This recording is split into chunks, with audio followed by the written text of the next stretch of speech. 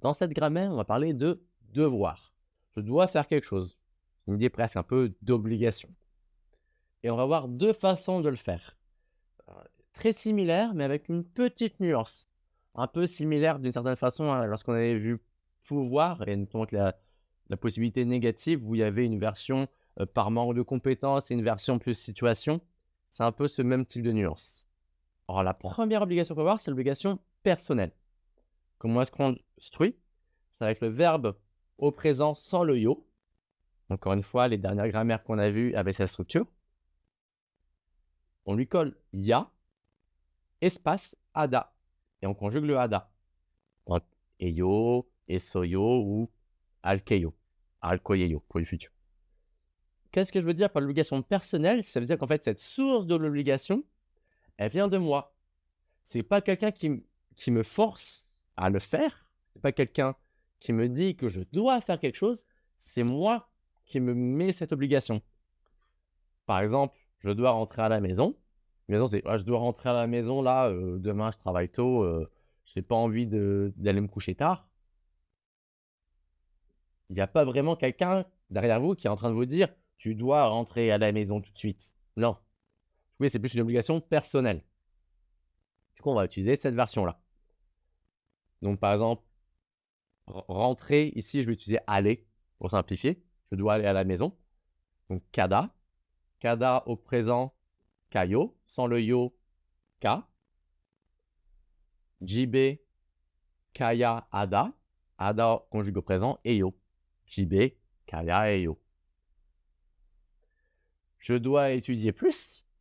C'est le verbe kombuada, étudier. Kombuada, qui vient kombueyo. Sans le yo, kombue. To, kombueya, ada. Kombueya, eyo, une fois conjugué. L'autre grammaire, l'autre devoir, c'est l'obligation externe. Tout à l'heure, j'ai dit, ah ben, il n'y a personne derrière vous qui vous dit, tu dois rentrer à la maison. Là, cette fois, il y a quelqu'un derrière vous qui vous dit ou qui vous a dit, tu dois rentrer à la maison. L'obligation vient de quelqu'un d'autre. Très similaire, sauf qu'en fait, c'est pas ya ada, c'est ya duida. Et duida, on en a parlé un peu précédemment sur une autre grammaire. Duida se conjugue de façon un peu particulière. Encore une fois, je vous l'ai mis à l'écran. Duida au présent, c'est dueyo. Au passé, due soyo. Et au futur, duil koyeyo. Donc, par exemple, je dois aller au bureau tôt demain. Imaginons votre patron, avant de partir du bureau, vous a dit demain, on a beaucoup de boulot, faut préparer le séminaire, tu viens plus tôt demain. Là, c'est une obligation externe. C'est votre patron qui vous a dit demain, tu dois aller au bureau plus tôt. Du coup, on va utiliser ya duida. Neil, samushile, iljik, kaya dueyo. Je dois préparer le repas de Tony. Imaginons, je ne sais pas, vous êtes cuisinier, par exemple cuisinier personnel, vous travaillez pour une famille et Tony, c'est le fils et les parents ou vos clients vous ont dit, est-ce que vous pouvez préparer le repas de Tony? Il a faim. Ça va être une obligation externe. C'est les parents, le client qui vous a dit préparez le repas de Tony. Donc c'est Tony shiksa, jumi et yadueyo. Bon, le devoir externe. Et c'est tout pour cette grammaire. J'espère que ce n'était pas trop compliqué. Et on passe à la grammaire suivante qui se...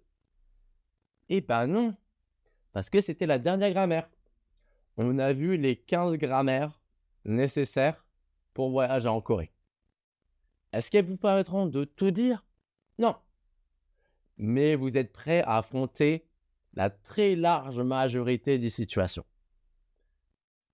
Si vous apprenez ces grammaires et un peu de vocabulaire, vous verrez, vous n'aurez aucun problème à voyager en Corée. Vous ne pourrez peut-être pas avoir de discussion avec les gens, parler de la culture, ce genre de choses.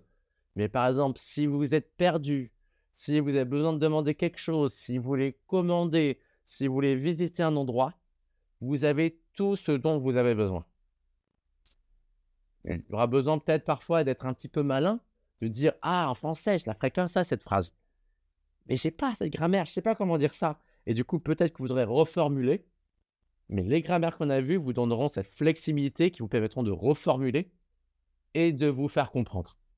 Peut-être pas la façon la plus optimisée, mais honnêtement, vous êtes en voyage, vous arrivez à votre objectif, c'est génial, c'est l'objectif. L'objectif n'est pas de parler de façon optimisée comme un natif pour le moment. Ça, c'est vous décidez de continuer le coréen. J'ai d'autres cours qui vous permettront de parler de façon plus fluente, de façon plus correcte, où on verra d'autres grammaires et on parlera un petit peu plus aussi de la façon de penser et de s'exprimer des Coréens. J'espère que votre voyage se passera bien. J'espère que vous pourrez vraiment en profiter. Et si ce cours vous a été utile, n'hésitez pas à laisser un message, à m'envoyer un petit email, même en m'envoyant une petite photo de votre voyage, de ce Coréen avec qui vous avez sympathisé grâce aux petites phrases que vous avez fait, ou à laisser un like sur une des vidéos. Allez, bon voyage, bon courage dans votre apprentissage du coréen et partageons ensemble notre passion de la Corée. Kaja.